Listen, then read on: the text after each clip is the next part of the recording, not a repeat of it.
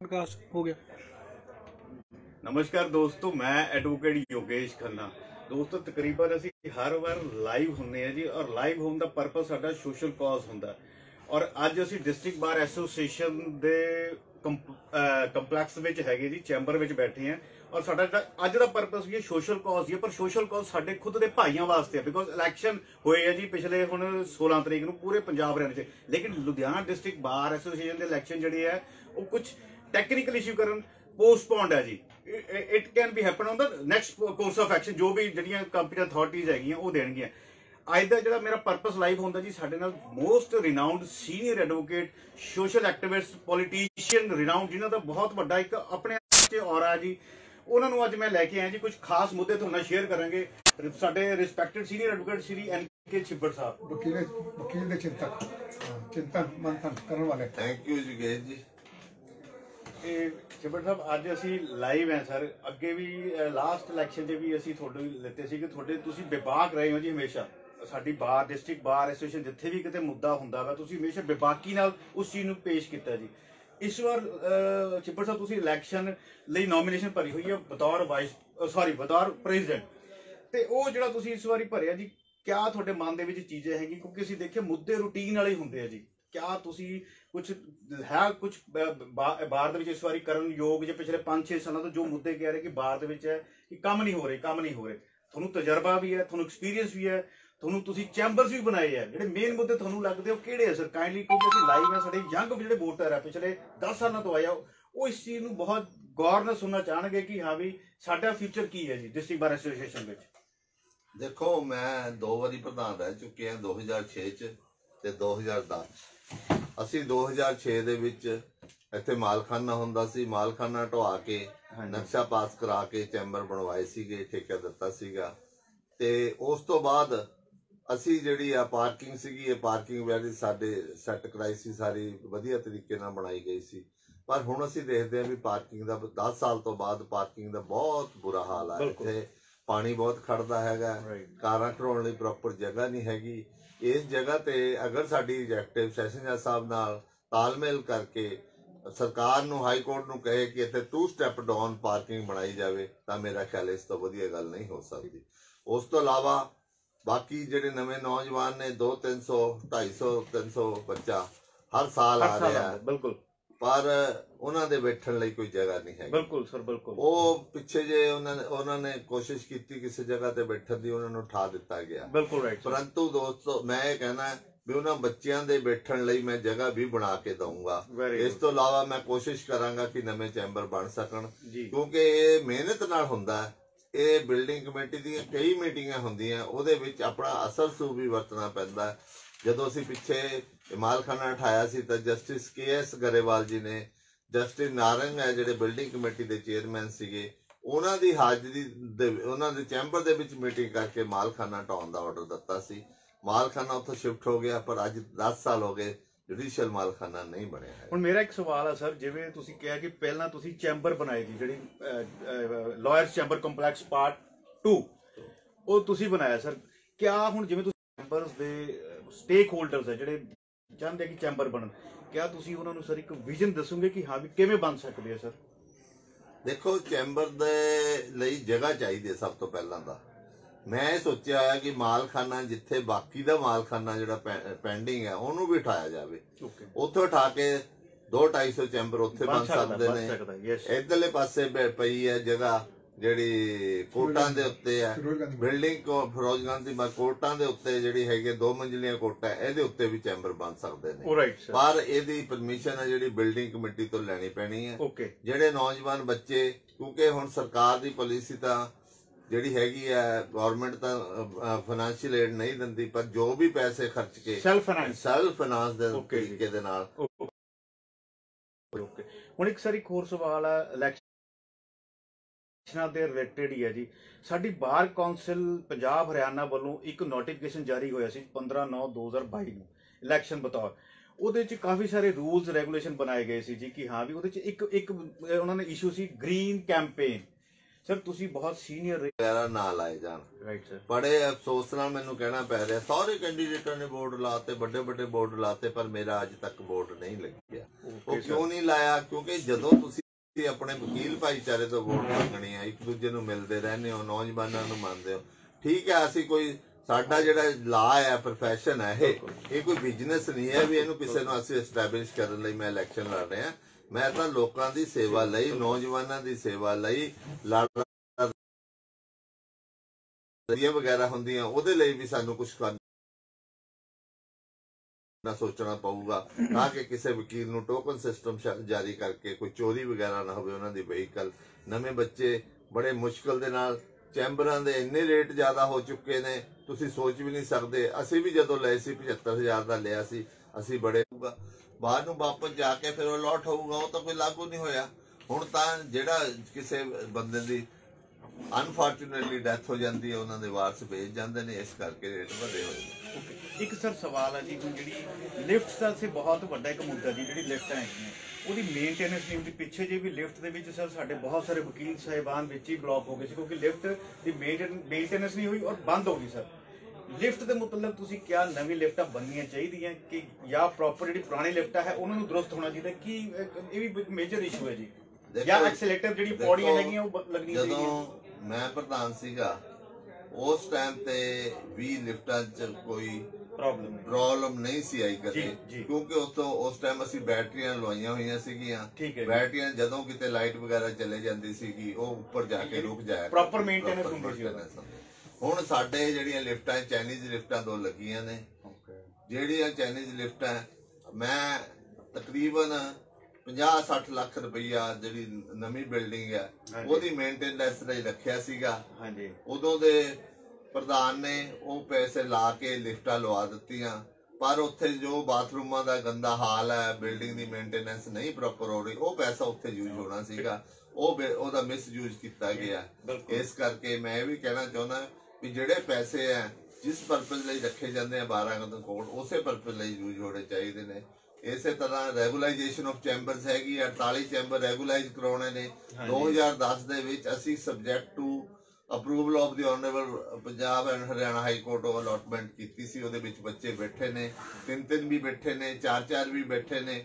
ਅਗਰ ਉਹ chamber approve 2010 ਤੋਂ ਬਾਅਦ ਕੋਈ ਵੀ ਪ੍ਰੈਜ਼ੀਡੈਂਟ ਆਇਆ, ਉਹ ਕਿਸੇ ਨੇ ਕੋਸ਼ਿਸ਼ ਨਹੀਂ ਕੀਤੀ, ਮੈਂ ਤੁਹਾਨੂੰ ਯਕੀਨ ਦਿਵਾਨਾ ਵੀ ਉਹ ਵੀ ਰੈਗੂਲਾਈਜ਼ ਕਰਾ ਕੇ ਤੇ ਉਹ ਜਿਹੜੇ ਜੋ ਵੀ ਉਹਨਾਂ ਦੀ ਪੈਸੇ ਹੈਗੇ ਆ ਸਾਰਿਆਂ ਨੂੰ ਵੰਡ ਦਿੱਤੇ ਜਾਣ। ਇਹ ਜਿਹੜੇ ਹੈਗੇ ਆ ਬਾਹਰ ਦਾ ਫੰਡ ਨਹੀਂ ਹੈਗਾ, ਮੈਂ ਦੱਸਣਾ ਚਾਹੁੰਦਾ। ਕਈ ਮਿਸਗਾਈਡ ਕਰਦੇ ਨੇ ਵੀ ਇਹ ਬਾਹਰ ਦਾ ਫੰਡ ਹੈ, ਬਾਹਰ ਦਾ ਫੰਡ ਨਹੀਂ ਹੈਗਾ। ਉਹਨਾਂ 232 ਚੈਂਬਰ ਵਾਲਿਆਂ ਦੇ ਪੈਸੇ ਨਾਲ ਬਣੇ ਨੇ, ਉਹ ਪੈਸੇ 232 'ਚ ਵੰਡੇ ਜਾਣਗੇ। ਇੱਕ ਹੋਰ ਵੀ ਮੈਂ ਗੱਲ ਕਲੀਅਰ ਕਰਨਾ ਚਾਹੁੰਦਾ, ਜਿਹੜੀ FDR ਬਣੀ ਹੋਈ ਹੈ ਉਹ ਚੈਂਬਰ ਪਾਰਟ 2 ਦੇ ਨਾਂ ਤੇ ਬਣੀ ਹੋਈ ਹੈ ਤੇ ਉਹ ਮੇਰੇ ਨਾਂ ਤੇ ਕੋਈ ਨਹੀਂ ਹੈਗੀ ਹੈ। ਉਹ ਇਸ ਕਰਕੇ ਇਹ ਜਿਹੜਾ ਪ੍ਰਚਾਰ ਲੋਕ ਕਰਦੇ ਨੇ ਉਹ ਗਲਤ ਕਰਦੇ ਨੇ। ਮੈਂ ਉਹਦੇ ਲਈ ਵੀ ਉਹਨਾਂ ਨੂੰ ਬੇਨਤੀ ਕਰਦਾ, ਸੱਚ ਤੇ ਰਹੋ, ਸੱਚ ਤੇ ਪਹਿਰਾ ਦਿਓ। ਇੱਕ ਹੁਣ ਸਰ ਇੱਕ ਸਵਾਲ ਆ, ਤੁਸੀਂ ਹੁਣ ਗੱਲ ਕੀਤੀ ਜੀ ਕਿ ਜਿਹੜੇ ਨਵੀਂ ਬਿਲਡਿੰਗ 'ਚ ਜਿਹੜੇ ਵਾਸ਼ਰੂਮ ਹੈ, ਬਾਥਰੂਮ ਹੈ ਜਾਂ ਉਹ ਪ੍ਰੋਪਰ ਸਟਿੰਕੀ ਹੈ। ਸਾਡੇ ਇੱਕ ਕੁਲੀਗ ਮਿੱਤਰ ਨੇ ਹੀ ਉਸ ਚੀਜ਼ ਨੂੰ ਲਾਈਵ ਹੋ ਕੇ ਦੱਸਿਆ ਸੀਗਾ ਕਿ ਕਿਵੇਂ ਬਾਥਰੂਮ ਦਾ ਵਿੱਚ ਪਾਣੀ ਚੋ ਰਿਹਾ।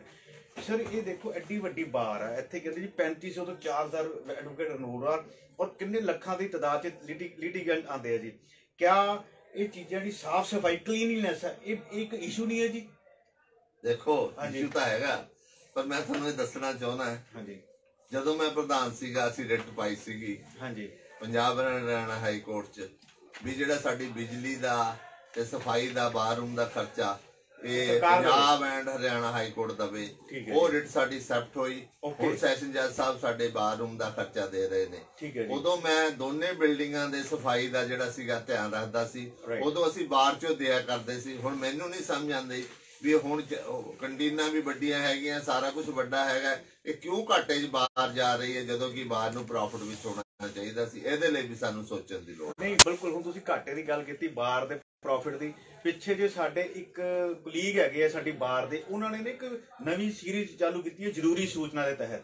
ਉਹ ਜ਼ਰੂਰੀ ਸੂਚਨਾ ਦੇ ਸਾਨੂੰ ਹੀ ਪਤਾ ਲੱਗਿਆ ਸੋਸ਼ਲ ਮੀਡੀਆ 'ਚ, ਕਹਿੰਦੇ ਜੀ ਬਾਰ ਕੋਲ ਫੰਡ ਆਉਂਦਾ ਹਰ ਸਾਲ। ਉਹਨਾਂ ਨੇ ਅਲੱਗ-ਅਲੱਗ ਸੈਗਮੈਂਟ ਬਣਾਤੇ ਕਿ ਕਿਹੜੇ-ਕਿਹੜੇ ਸੈਗਮੈਂਟ 'ਚ ਕਿੱਥੋਂ ਕਿੰਨਾ ਮਿਨੀਮਮ ਫੰਡ ਆਉਂਦਾ।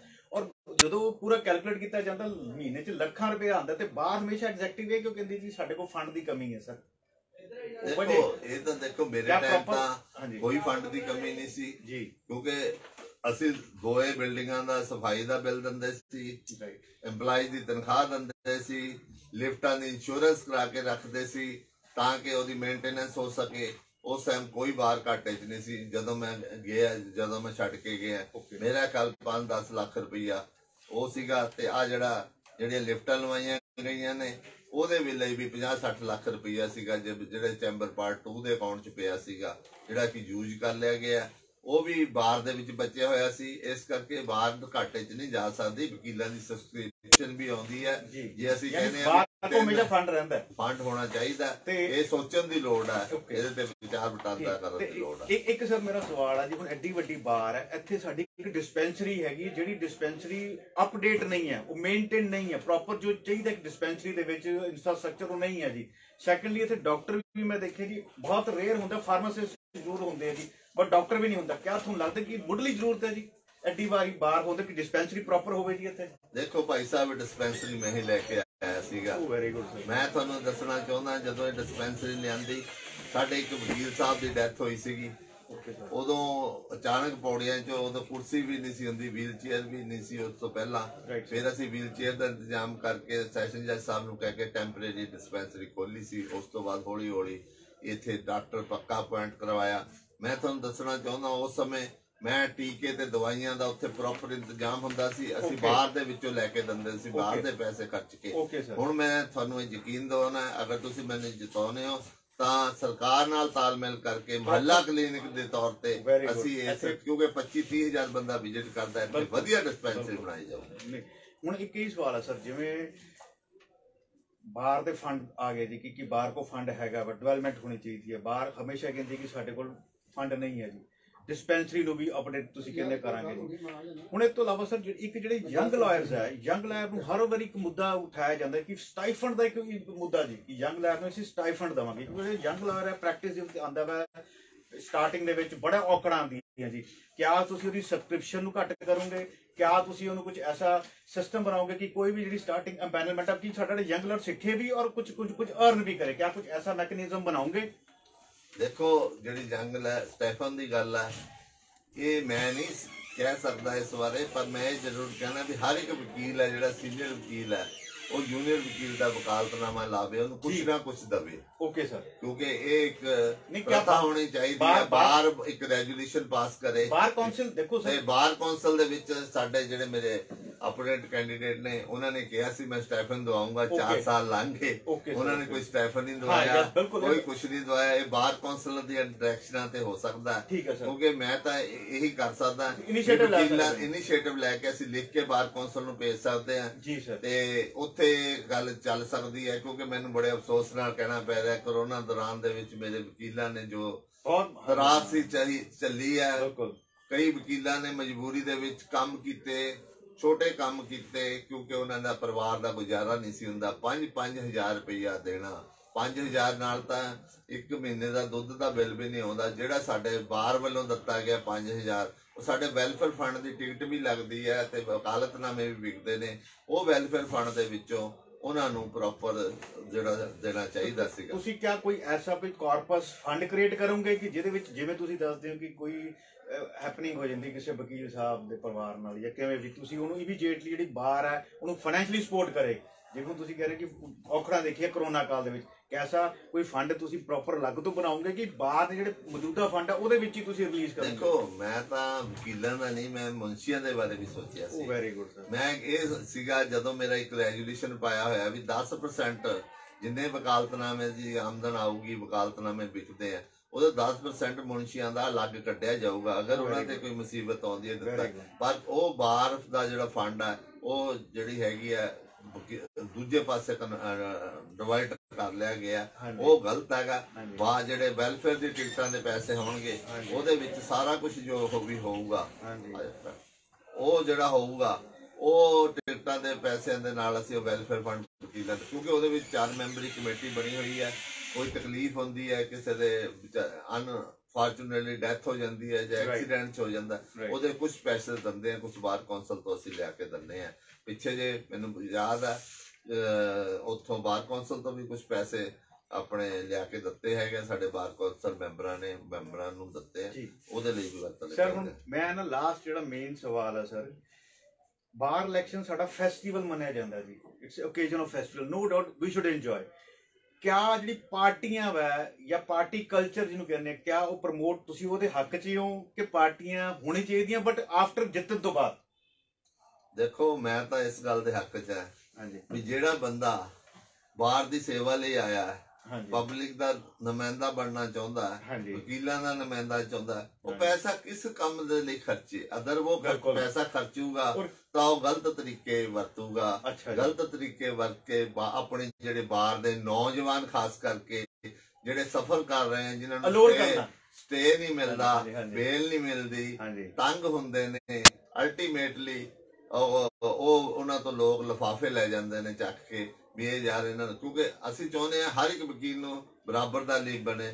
ਨਾ ਕੋਈ ਵਰਡ ਕਿਸੇ ਵੀ ਜਗ੍ਹਾ ਤੇ ਨਹੀਂ ਲਿਖਿਆ ਹੋਇਆ ਐਡਵੋਕੇਟ ਲਿਖਿਆ, ਜੂਨੀਅਰ ਔਰ ਸੀਨੀਅਰ। ਐਡਵੋਕੇਟ ਜਿਹੜਾ ਐਕਟ ਹੈ ਉਹਦੇ ਵਿੱਚ ਇਹ ਵੀ ਲਿਖਿਆ ਹੋਇਆ ਹੈਗਾ ਵੀ ਜੱਜ ਤੇ ਵਕੀਲ ਦਾ ਜਿਹੜਾ ਹੈਗਾ ਬਰਾਬਰ ਦਾ ਹੀ ਸਟੇਟਸ ਹੈ, ਇਕੁਅਲ ਹੈਗਾ। ਪਰ ਅਸੀਂ ਦੇਖਦੇ ਹਾਂ ਅਦਾਲਤਾਂ ਵਿੱਚ ਸਾਨੂੰ ਇੱਜ਼ਤ ਮਾਣ ਨਹੀਂ ਮਿਲਦੀ ਜਿਹੜੀ ਮਿਲਣੀ ਚਾਹੀਦੀ। ਇੱਕ ਹੋਰ ਸਰ ਲਾਸਟ ਵਾਲਾ ਸਟੇਟਸ ਦੀ ਗੱਲ ਕੀਤੀ ਤੁਸੀਂ, ਜਿਵੇਂ ਸਪੋਜ਼ ਕਰੋ ਜਿਹੜਾ ਵੀ ਕੋਈ ਐਗਜ਼ੈਕਟਿਵ ਆਂਦਾ, ਪ੍ਰਧਾਨ ਹੈ, ਸੈਕਟਰੀ ਹੈ ਜਾਂ ਕਿਸੇ ਅਹੁਦੇ ਤੇ ਹੈ ਬਾਹਰ ਦੇ, ਉਹਨੂੰ ਰਿਲੀਫ ਸੁਣਿਆ ਹੋਵੇ ਕਿ ਰਿਲੀਫ ਮਿਲ ਜਾਂਦਾ, ਕਿਆ ਤੁਸੀਂ ਐਸਾ ਕੋਈ ਮੈਕੈਨਿਜ਼ਮ ਬਣਾਓਗੇ ਕਿ ਜਿਵੇਂ ਪ੍ਰਧਾਨ ਹੈਗੇ, ਤੁਸੀਂ ਕੱਲ ਪ੍ਰਧਾਨ ਬਣਦੇ ਹੋ, ਜਿਵੇਂ ਕੋਈ ਨਾਰਮਲ ਐਡਵੋਕੇਟ ਵੀ ਹੈ ਉਹਨੂੰ ਵੀ ਬਰਾਬਰ ਜਿਹੜੀ ਕੋਰਟ ਹੈ ਪ੍ਰੋਪਰ ਓਬਲਾਈਜ ਕਰੇ? ਕੋਈ ਐਸਾ ਕੋਈ ਸਿਸਟਮ ਤੁਹਾਨੂੰ ਲੱਗਦਾ ਕਿ ਹੋਣਾ ਚਾਹੀਦਾ? ਨਹੀਂ, ਕਿਉਂ ਨਾ? ਵਕੀਲ ਨੂੰ ਹਰ ਵਕੀਲ ਨੂੰ ਅਸਰਟਿਵ ਹੋਣਾ ਚਾਹੀਦਾ ਆਪਣੇ ਰਾਈਟ ਦੇ ਲਈ।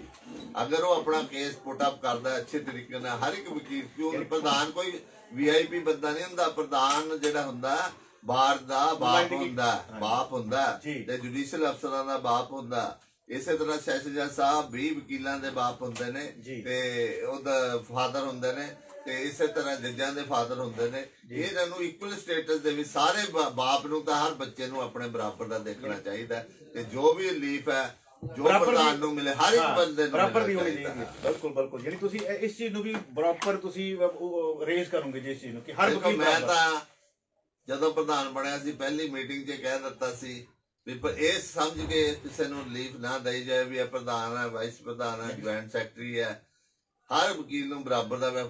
ਕੋਈ ਵੀ ਮੇਰੀ ਜੈਕਟੀ ਦਾ ਬੰਦਾ ਗਲਤ ਕੰਮ ਕਰਾਉਣ ਲਈ ਆਉਂਦਾ ਤੁਹਾਡੇ ਕੋਲ, ਉਹਨੂੰ ਕੰਨੋਂ ਫੜ ਕੇ ਬਾਹਰ ਕੱਢ ਸਕਦੇ ਹੋ। ਇੰਨੀ ਦੇਰੀ ਸਪੀਚ ਮੈਂ ਪਹਿਲੀ ਵਾਰੀ ਜਦੋਂ ਮੈਂ ਪ੍ਰਧਾਨ ਬਣੀ ਨਵੇਂ ਸਾਲ ਦੇ ਫੰਕਸ਼ਨ ਤੇ ਦਿੱਤੀ ਸੀ।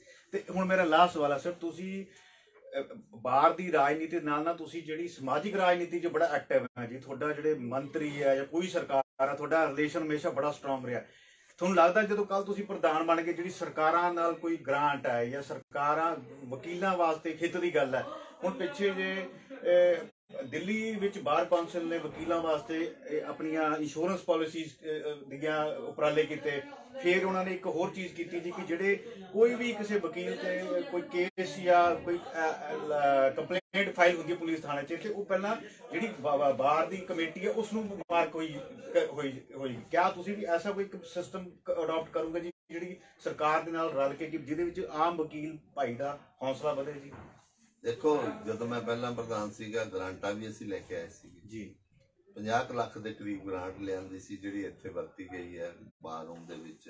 ਲੇਡੀਜ਼ ਬਾਰ ਰੂਮ ਨੂੰ ਠੀਕ ਕੀਤਾ, ਆਫਿਸ ਨੂੰ ਅਸੀਂ ਠੀਕ ਕੀਤਾ ਸੀਗਾ, ਹੋਰ ਕੰਮ ਕੀਤੇ ਸੀਗੇ। ਅੱਜ ਵੀ ਮੈਂ ਵਾਅਦੇ ਨਾਲ ਕਹਿ ਸਕਦਾ ਇਹ ਸਰਕਾਰ ਹੈ ਜਿਹੜੀ, ਇਹ ਸਰਕਾਰ ਨੇ ਦਿੱਲੀ ਦੇ ਵਿੱਚ ਆਪ ਦੀ ਜਿਹੜੀ ਸਰਕਾਰ ਹੈ, ਦਿੱਲੀ ਦੇ ਵਿੱਚ ਇਹਨਾਂ ਨੇ ਐਡਵੋਕੇਟ ਦੀ ਇੰਸ਼ੋਰੈਂਸ ਕੀਤੀ ਹੈ ਜੀ। ਇਸੇ ਤਰ੍ਹਾਂ ਬਾਰ ਕੌਂਸਲ ਦੇ ਮੈਂਬਰਾਂ ਨੂੰ ਅਸੀਂ ਚਿੱਠੀਆਂ ਲਿਖ ਕੇ ਵੀ ਭਾਈ ਤੁਸੀਂ ਵੀ ਸਾਡੀ ਸਾਰਿਆਂ ਦੀ ਇੰਸ਼ੋਰੈਂਸ ਕਰਾਓ, ਦੁੱਖ ਸੁੱਖ ਦੇ ਵਿੱਚ ਕੰਮ ਆ ਸਕੇ। ਨੌਜਵਾਨ ਜਿਹੜਾ ਬੱਚਾ ਜਦੋਂ ਉਸ ਤੇ ਕੋਈ ਮੁਸੀਬਤ ਆ ਜਾਂਦੀ ਹੈ, ਕੋਈ ਐਕਸੀਡੈਂਟ ਵਗੈਰਾ ਰੱਬ ਨਾ ਕਰੇ ਹੋ ਜਾਂਦਾ, ਤਾਂ ਮੇਰਾ ਖਿਆਲ ਉਹਦੇ ਘਰ ਦੇ ਕੋਲ ਪੈਸੇ ਵੀ ਨਹੀਂ ਹੁੰਦੇ। ਅੱਜ ਇਲਾਜ ਇੰਨਾ ਮਹਿੰਗਾ ਹੋ ਗਿਆ, ਮੈਨੂੰ ਬੜੇ ਅਫਸੋਸ ਨਾਲ ਕਹਿਣਾ ਪੈ ਰਿਹਾ ਡਾਕਟਰੀ ਦਾ ਪ੍ਰੋਫੈਸ਼ਨ ਵੀ ਬਿਜ਼ਨਸ ਬਣ ਚੁੱਕਿਆ। ਇੱਥੇ ਕੋਈ ਪ੍ਰੋਫੈਸ਼ਨ ਸੇਵਾ ਨਹੀਂ ਹੋ ਰਹੀ ਡਾਕਟਰੀ ਦੇ ਵਿੱਚ, ਪੈਸੇ ਇਕੱਠੇ ਕਰੇ ਜਾਂਦੇ। ਦਯਾਨੰਦ 'ਚ ਇੱਕ ਬੰਦਾ ਜਾ ਵੜੇ 5-7 ਲੱਖ ਤੋਂ ਘੱਟ ਬਿੱਲ ਨਹੀਂ ਬਣਦਾ। ਇਸ ਕਰਕੇ ਹਰ ਇੱਕ ਵਕੀਲ ਦੀ ਗਰੁੱਪ ਇੰਸ਼ੋਰੈਂਸ ਹੋਣੀ ਚਾਹੀਦੀ ਹੈ। ਕੁਛ ਪੈਸੇ ਵਕੀਲ ਪਾਉਣ, ਕੁਛ ਬਾਰ ਕੌਂਸਲ ਪਾਵੇ, ਕੁਛ ਲੋਕਲ ਜਿਹੜੇ ਹੈਗੀ ਹੈ ਬਾਰ ਕੌਂਸਲ ਪਾਵੇ, ਤਾਂ ਕਿ ਉਹ ਵਕੀਲਾਂ ਦਾ ਨੂੰ ਮੁਸੀਬਤ ਵੇਲੇ ਪੈਸੇ ਕੰਮ ਆ ਸਕਣ। ਬਹੁਤ ਅੱਛੇ ਤੁਹਾਡੇ ਵਿਚਾਰ ਸੀ ਸਰ। ਹੁਣ ਬੇਨਤੀ ਕਰਾਂਗੇ ਤੁਸੀਂ ਆਪਣੇ ਜਿਹੜੇ ਵੋਟਰਸ ਆ, ਜਿਹੜੇ ਵੈਲ ਵਿਸ਼ਰਸ ਆ ਤੁਹਾਡੇ, ਤੁਸੀਂ ਆਪਣੀ ਅਪੀਲ ਕਰ ਸਕਦੇ ਹੋ ਜੀ, ਕਿਉਂਕਿ ਲਾਈਵ ਹੈਗੇ ਆ। ਲਾਈਵ ਦੇ ਜਿਹੜੇ ਯੰਗ ਜਿਹੜੇ ਲਾਇਰਸ ਆ, ਜਿਹੜੇ ਪਿਛਲੇ 10 ਸਾਲਾਂ ਤੋਂ ਇੱਥੇ ਆਏ ਜੀ, ਉਹਨਾਂ ਵਾਸਤੇ ਬਹੁਤ ਵੱਡੀ ਚੀਜ਼ ਹੈ ਜੀ ਜੇ ਚੈਂਬਰਸ ਬਣਦੇ ਆ, ਜੇ ਉਹਨਾਂ ਨੂੰ ਸਟਾਈਫਨ ਮਿਲਦਾ ਵਾ, ਜੇ ਉਹਨਾਂ ਦਾ ਜਿਵੇਂ ਤੁਸੀਂ ਕਹਿੰਦੇ ਬਰਾਬਰ ਦਾ ਹੱਕ, ਯਾਨੀ ਪ੍ਰਧਾਨ ਐਗਜ਼ੈਕਟਿਵ ਤੇ ਆਮ ਵਕੀਲ ਬਰਾਬਰ ਦੇ ਖੜ ਦਿੰਦੇ, ਬਹੁਤ ਵੱਡਾ ਉਪਰਾਲਾ ਹੋਏਗਾ ਜੀ। ਤੁਸੀਂ ਆਪਣੀ ਅਪੀਲ ਕਰ ਸਕਦੇ ਹੋ ਸਰ। ਹਾਂਜੀ, ਮੈਂ ਤਾਂ ਆਪਣੇ ਭਰਾਵਾਂ ਨੂੰ, ਆਪਣੀਆਂ ਭੈਣਾਂ ਨੂੰ ਤੇ ਆਪਣੇ ਬਜ਼ੁਰਗ ਵਕੀਲ ਸਾਹਿਬਾਨ ਨੂੰ ਮੈਂ ਬੇਨਤੀ ਕਰਾਂਗਾ ਕਿ ਆਉਣ ਵਾਲੀ ਇਲੈਕਸ਼ਨ 'ਚ ਮੇਰਾ ਸਾਥ ਦਿਓ। ਤੁਸੀਂ ਕਦੇ ਵੀ ਵੋਟ ਪਾ ਕੇ ਮੈਨੂੰ ਪਛਤਾਓਗੇ ਨਹੀਂ। ਤੁਸੀਂ ਇਹ ਨਹੀਂ ਕਹੋਗੇ ਯਾਰ ਇਹ ਬੰਦੇ ਨੂੰ ਵੋਟ। ਜੀ ਬਹੁਤ ਵਧੀਆ ਜਿਹੜੇ ਇਹਨਾਂ ਦੇ ਕਾਰਜ ਕੀਤੇ ਉਹ ਤੇ ਜਿਹੜੇ ਕਰਨਗੇ ਉਹ ਇਹਨਾਂ ਨੇ ਵਿਚਾਰ ਰੱਖੇ ਜੀ। ਅਸੀਂ ਧੰਨਵਾਦ ਕਰਦੇ ਹਾਂ ਜੀ। ਜੈ ਹਿੰਦ।